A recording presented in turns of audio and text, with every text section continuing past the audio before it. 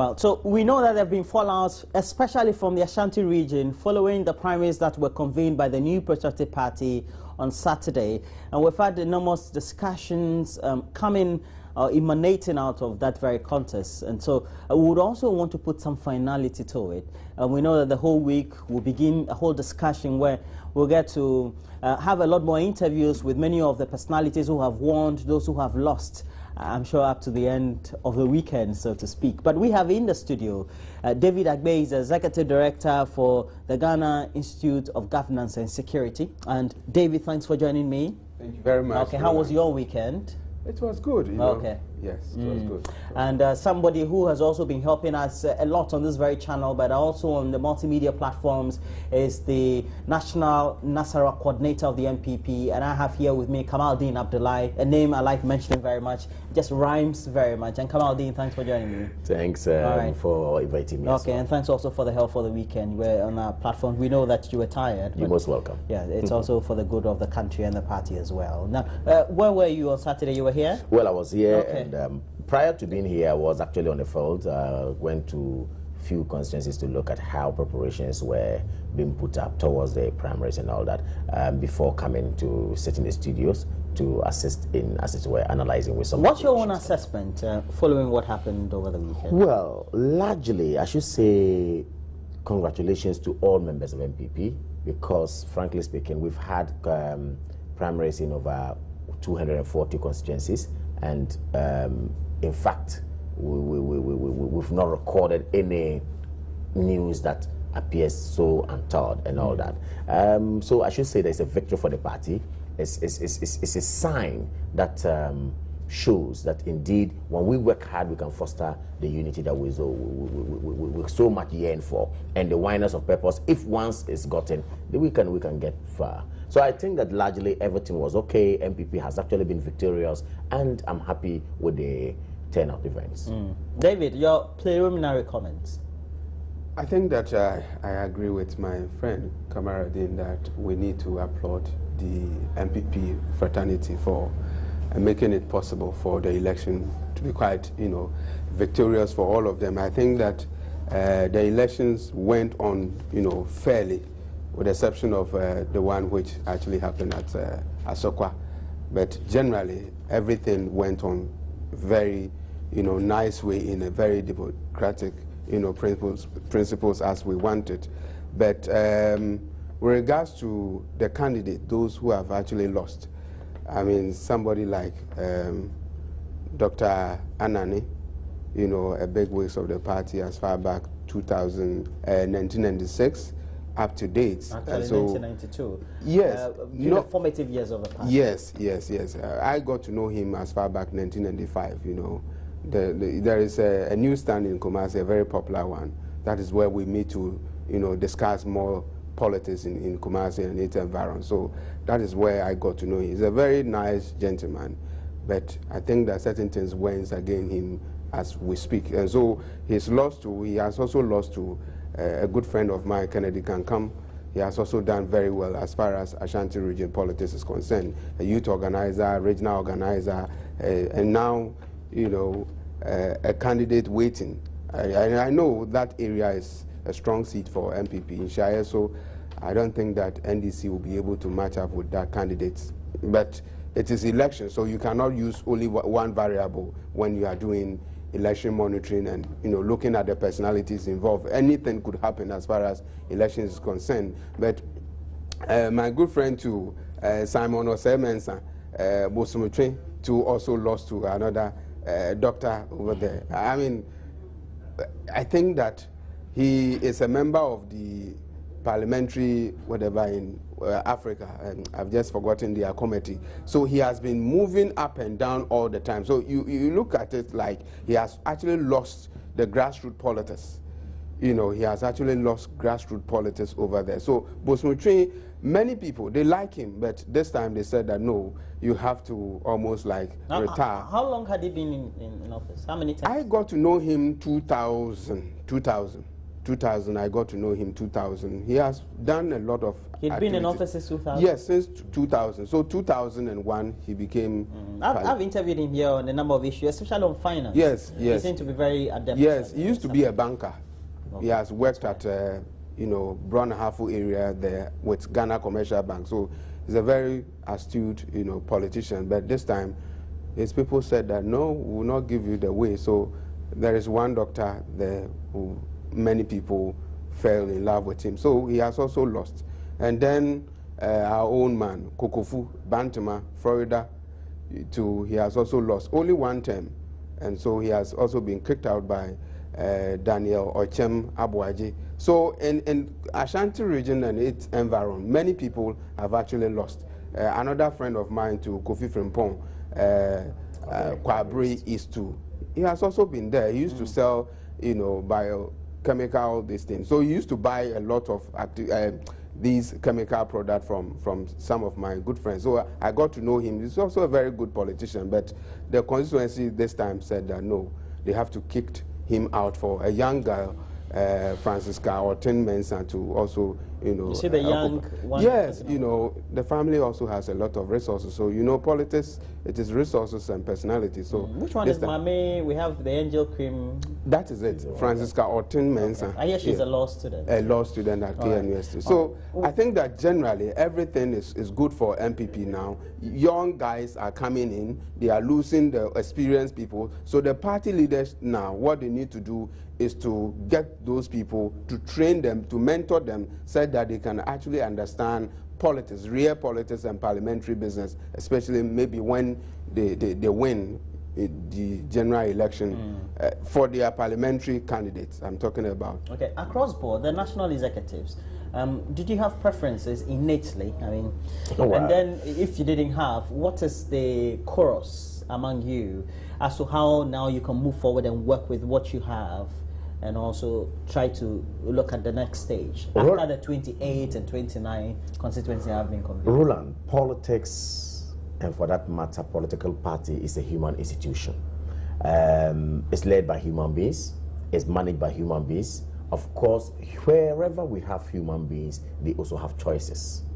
That notwithstanding, I would have to add that the national executive, as you rightly say, are not and were not delegates in this just ended primaries. We actually don't vote in the primaries, except those who were founding members in some constituencies and maybe council of elders in some constituencies. They may, by virtue of the fact that they are qualified to vote in that regard.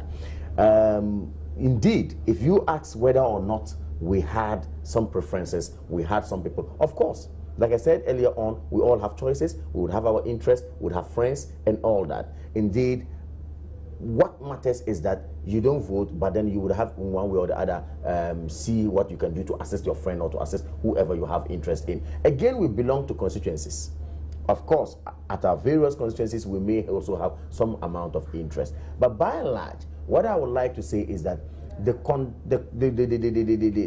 handling of the elections was done by EC, but lots of the job was done by us as national executive level. We had to attend meetings to look at how the roadmap will be put out. We have to go to meetings to look at the guidelines that would guide the elections, aside the law of the state or of the land that also is used in all that. Basically, we had a huge role to play. We looked at it. We also made sure that wherever we are supposed to view issues with lenses of neutrality, we do that. And then we went on. Now, we are, I should say, we are all successful. Okay? The success story for us is a success story for us because we organized the election. We have come out without so much problems, except the Asokwa one my good brother mentioned, where, of course, someone took the law a bit into his hands and he's supposed to answer questions with regards to the law. Aside that, largely we've not had so much of problems. What I have seen as an indication to us is that we should work hard to ensure that all these candidates who have been picked, okay, also do not go and sit down.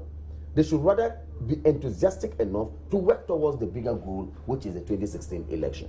So we can have more seats in parliament, so we can also get the presidency as we so much desire. Basically, that is what I think the national executives feel as of now about the just ended primaries, and we're going on. So with me, I think we are okay, we are fine, and the party is on course. You are the think tank. For example, when the Democrats lost the Senate in the last elections, or well, Bloomberg and CNN, etc., they targeted Obama lost the Senate. Okay, they said it was because people were disillusioned, as well as some of the actions of the executive in itself, and even some of the actions of notable people within the party also were not right, and people also having a desire to also enter political office, and people were disillusioned in many respects. What can you say has led across board to the entire population of the delegates, the delegate electorate, just putting some candidates off their sheets? I think that a lot of things has gone, down. Because a lot of things seem to have happened since the flag bearer was chosen, and then we've had national executive elections. A lot of things seem to. What can you say as a think tank? I think what I would say is that people were a bit tired of those parliamentarians who has actually occupied the seat for almost about 3 times.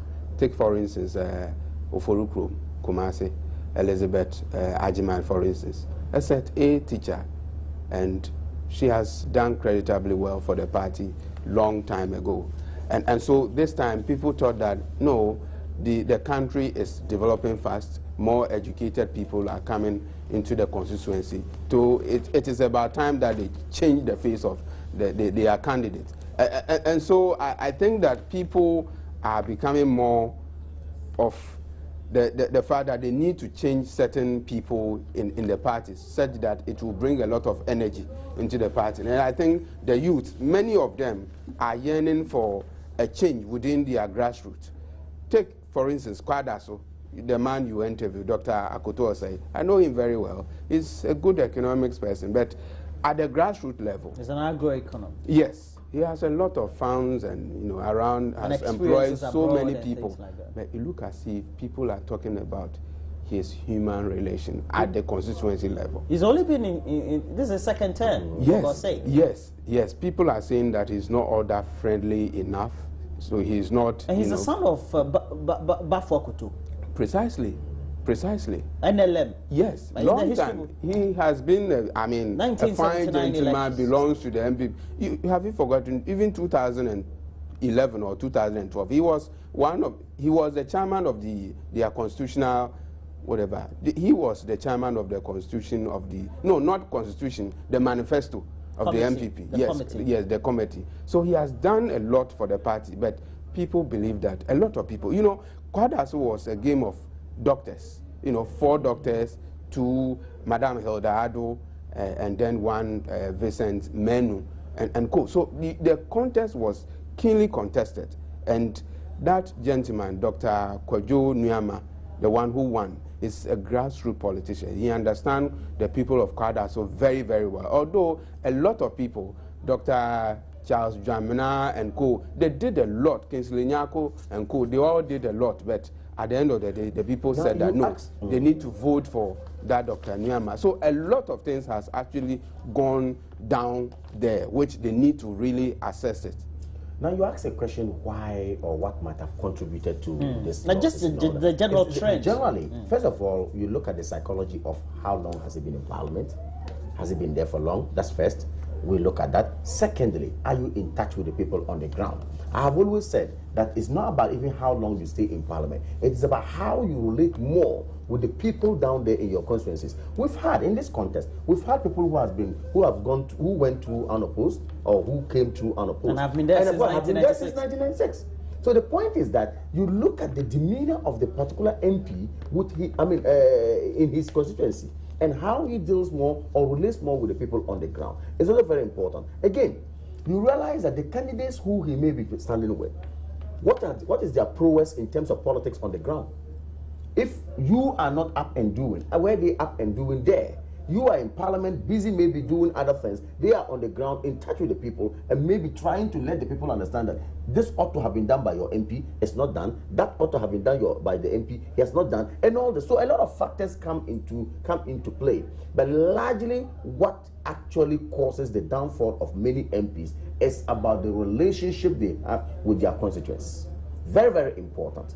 It's about how frequent you are with them. It's about how you talk to them. It's about how you carry yourself. Look, don't be surprised. An MP will sit there and someone will get up and pick a phone, knowing very well it's not the duty of the MP to pay my school fees. And over 100 people will call and say, look, my daughter's school fees, my child's school fees and all that. It is not the money you don't have to give them. It is how you talk to them. It is how you respond to their call. That is what matters.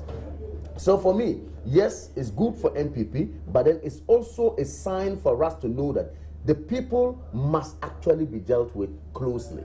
Each time you are given a mandate, don't try to create a gap between you and the people on the ground. David, we know that the talk is always about how we need to make sure, and over the last couple of years, I believe the last 2 years, about how we need to make sure the MPs do their duties.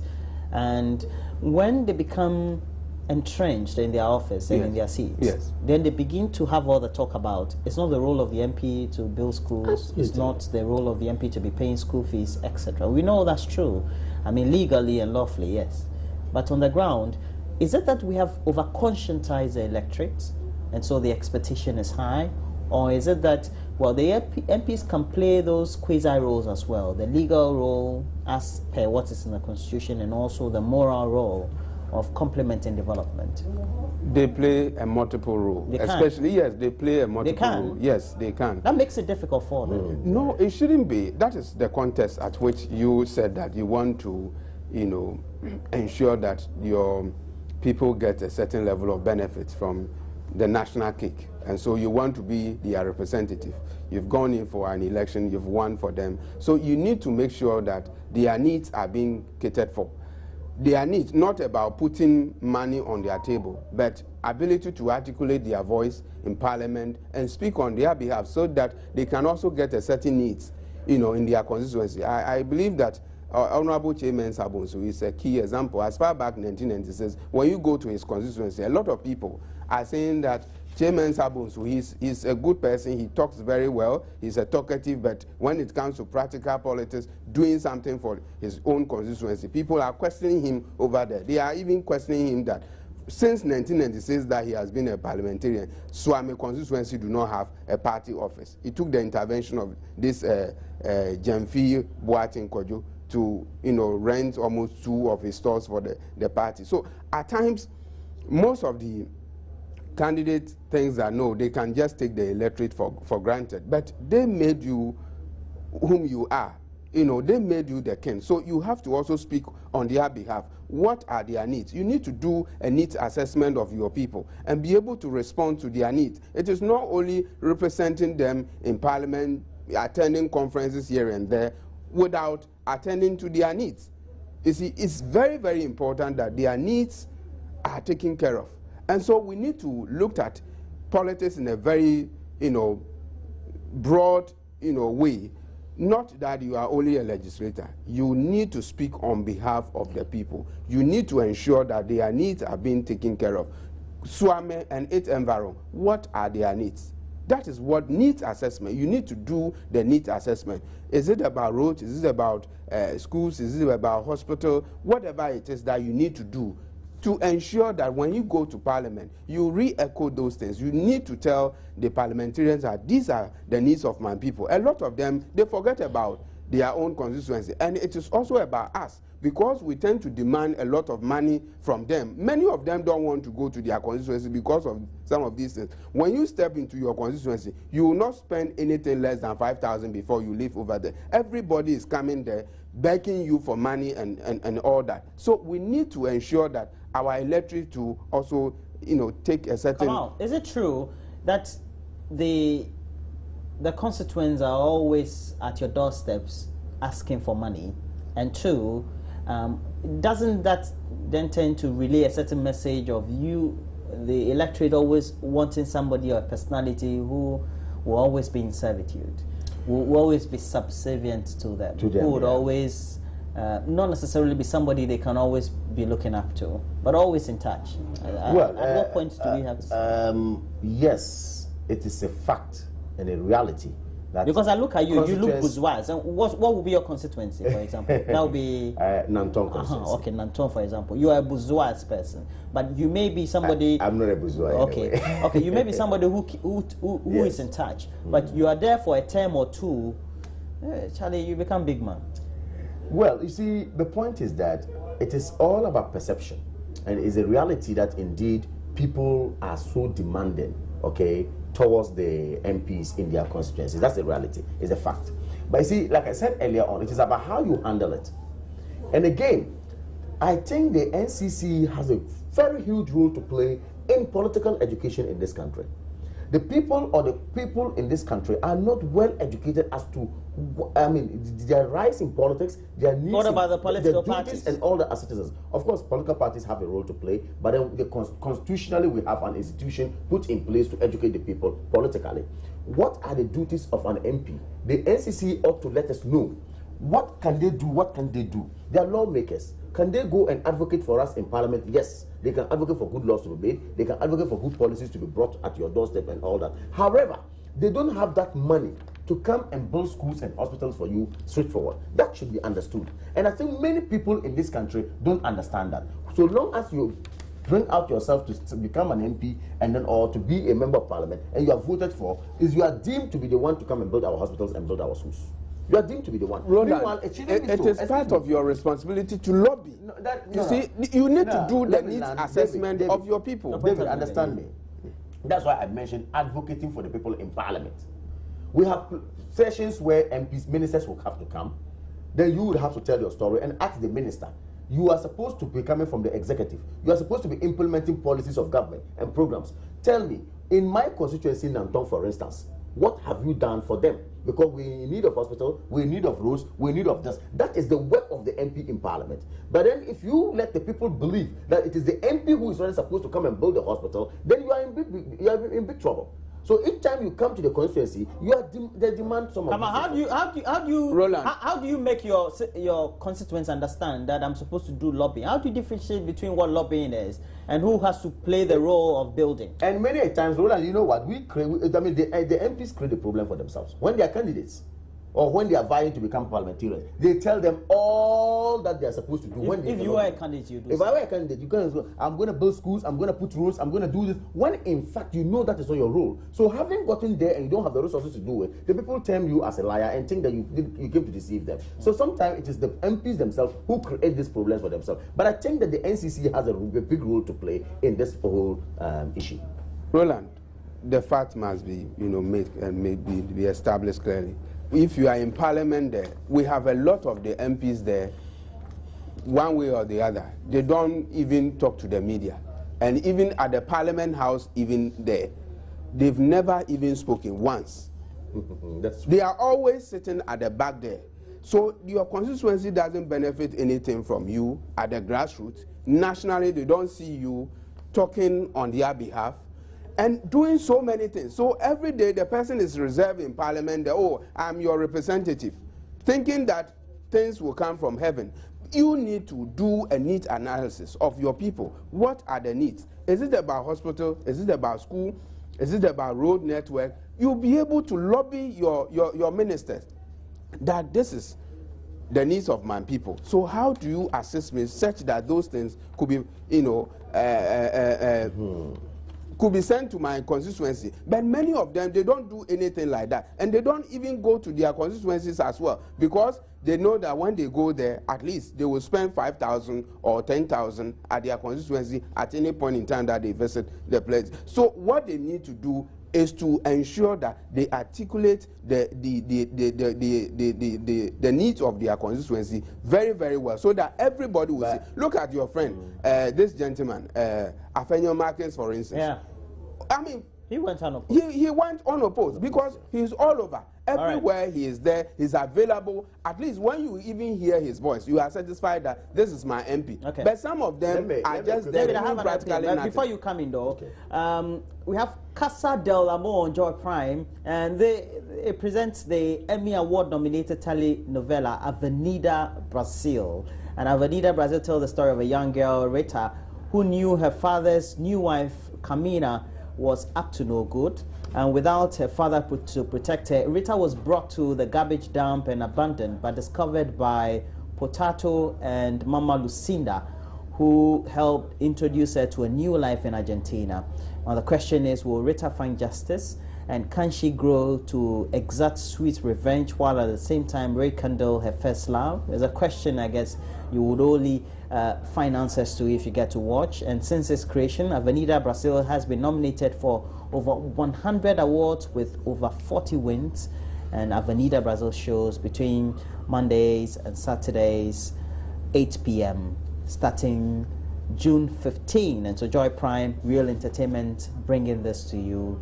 And Avenida Brazil. Please do stay tuned to that very channel and watch. Now, Kingston Hotel is a 3-star hotel located in a very plush area of Takoradi, the oil city of Ghana. It has 62 rooms made up of standard rooms, deluxe and executive suites, and high-speed internet connectivity is available, both cable and wireless. And so if you want access to high internet speed connectivity, you have no difficulty at Kingston Hotel.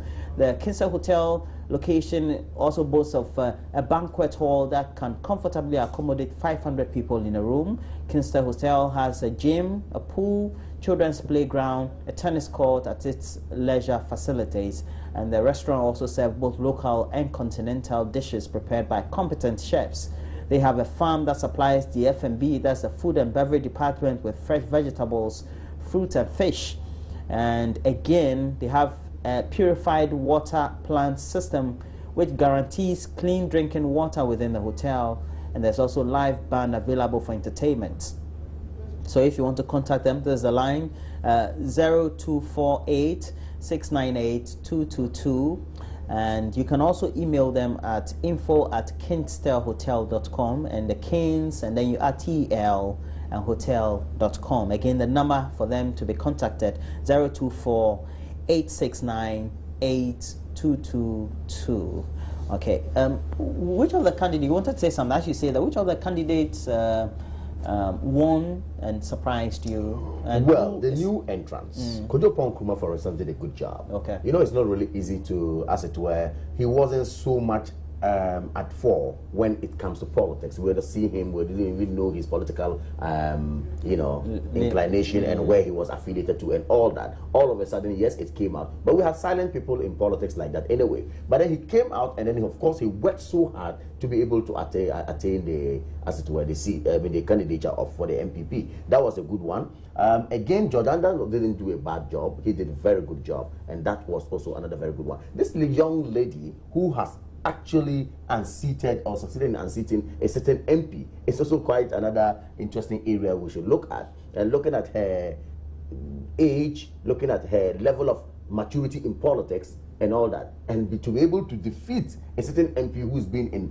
in parliament for some time now is quite another area that surprised me a lot. She really did. But I heard her speak this morning, and it was so excellent, very excellent. She says, look, prima facie, it is God who has made me who I am today. Secondly, my parents also gave me the support. And thirdly, the woman organizer of my constituency, of course, who gave me the room when I expressed interest to join the women's wing. And then she gave a chronology of events that has actually emboldened her to get to where she is. I believe that the way she spoke, if she has to go on like that with such humility in her, such, as it were, humble nature in her, she will go very far in politics. These are basically the people I saw their results surprising me a bit. Some of the MPs who also lost, I was actually so much surprised indeed.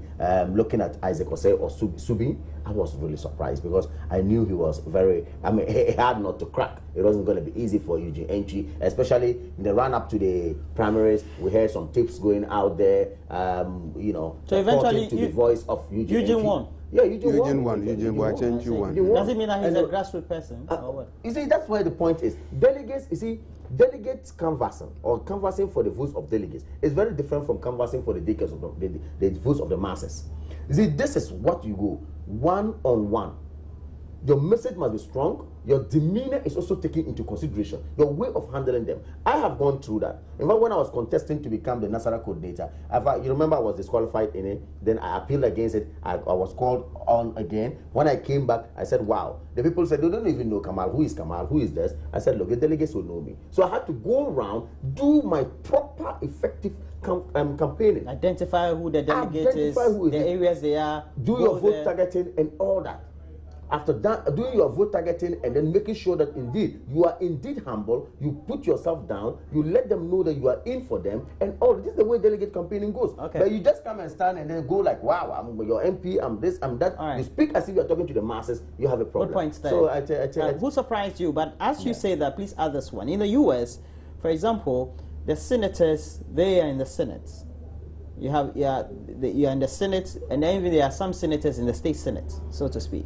Okay, they have lobbies. The lobbies do the underground work for them.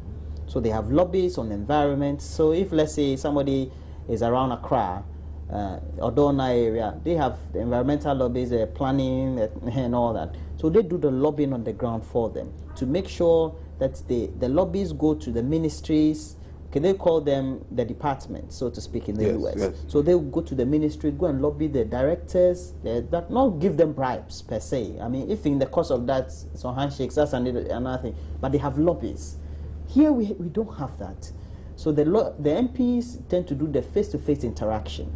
So by the time he sees he's not done the development in the constituency, but then they do the lobbying, they get the bills passed that will ensure that the development is fast-tracked. Yes. It's true. How do we need to get there? It is true that over there that is what they do, but we can do same here. We can also do same, and because you have a high-level person like the Swami man, who that's it, Chairman Sabonso. He can have lobbies like, let's say, 5 lobbies. He has it. For him, I mean, the president is his friend. Honorable Ajaho is his friend. Almost all the MPs, Honorable Agwangwagwin, for instance. No, we have professional lobbies, but yes, people like you and things, so and like they'll be doing lobbying. That's their work. You pay them for it. Precisely. But yeah, here we do not have it. But people do it underground.